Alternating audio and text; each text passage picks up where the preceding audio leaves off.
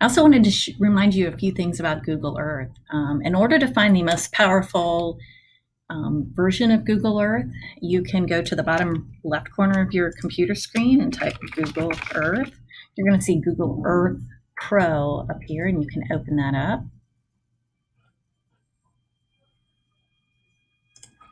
Now, I just never bother to read through those tips. I just kind of play around on my own.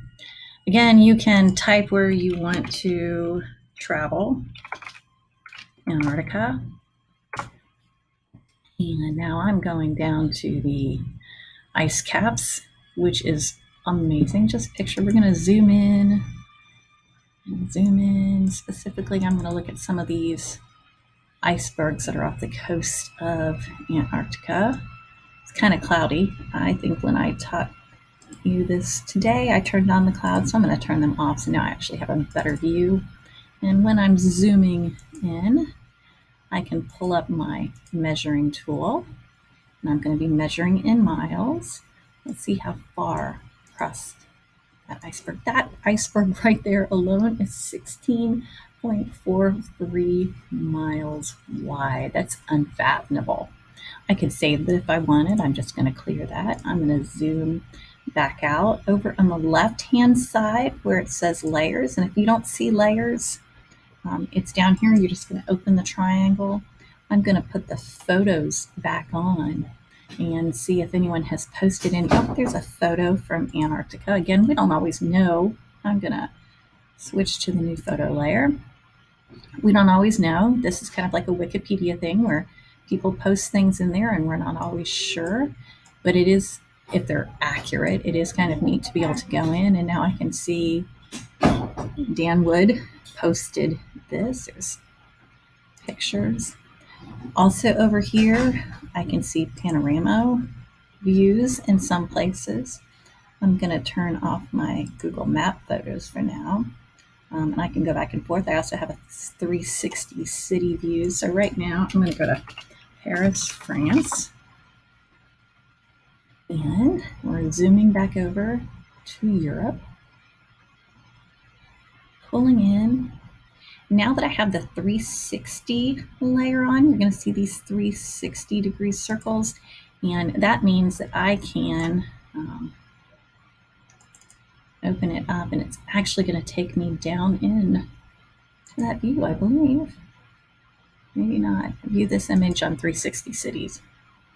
And now it's actually loaded on my other screen, a new window, and oh, here's an Adobe Flash Player error. Obviously, this would be one of those things we would test out before doing this on the fly. I can make the 360 go away. I can also turn off the panoramas because maybe I don't want that. I'm going to actually type in Eiffel Tower up here. Oops. There we go. It's going to zoom in. And right now I have it on 3D. One of the layers over here said 3D buildings. I can turn that off and I can just see a picture looking down. Not so cool. I can turn that back on and there I can actually see the Eiffel Tower as I'm zooming down in. Pretty neat. Remember, once I'm close to a street, I can go over to the right side and I can drag my little person onto Street View.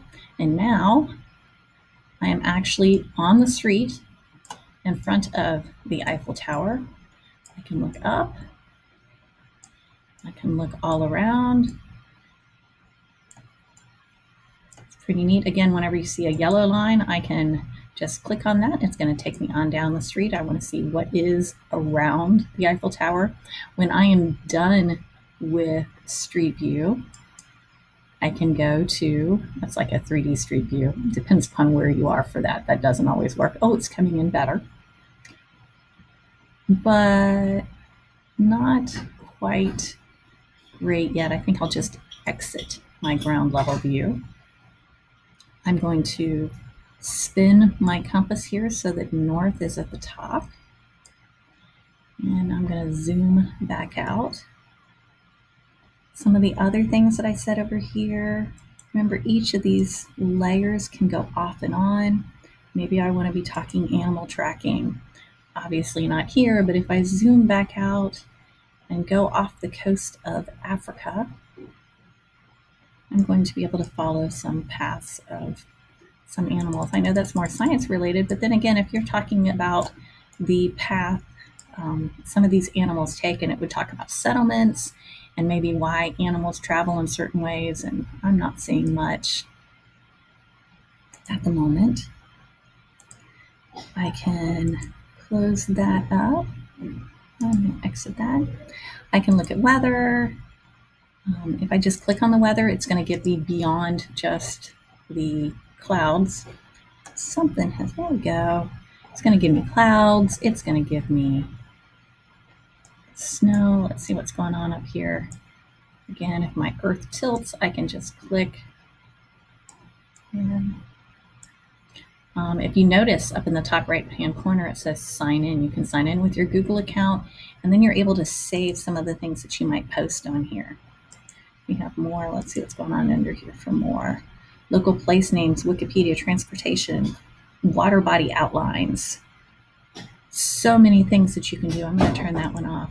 So we can also do Google Earth tours, and that would be what would really be neat. I can go up here to on the top toolbar and pick my thumbtack, and I'm going to say I'm going to go right here. Oops, I guess it's only going to go right where I clicked it the first time.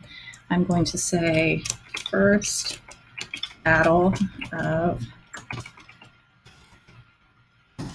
nowhere near. I see the latitude and longitude. I can click my sign. Maybe I want it to be right here. I can go back and I can add more information. I can add a web link. I can do a lot. What we can then do is, if we were going to create a sightseeing tour, I can give you instructions and you would fly from place to place to place. Great way for students to understand that. And again, when you're talking about teaching people the world, this is absolutely incredible for them to be able to see some of the issues our explorers and people traveling have encountered. How easy it is for me to take a map or a ruler and measure across the ocean. I know that our students know that that's far away, but sometimes just when they're able to see it themselves, it adds another level of understanding. There's so much to do with Google Earth, and I would love to share more with you.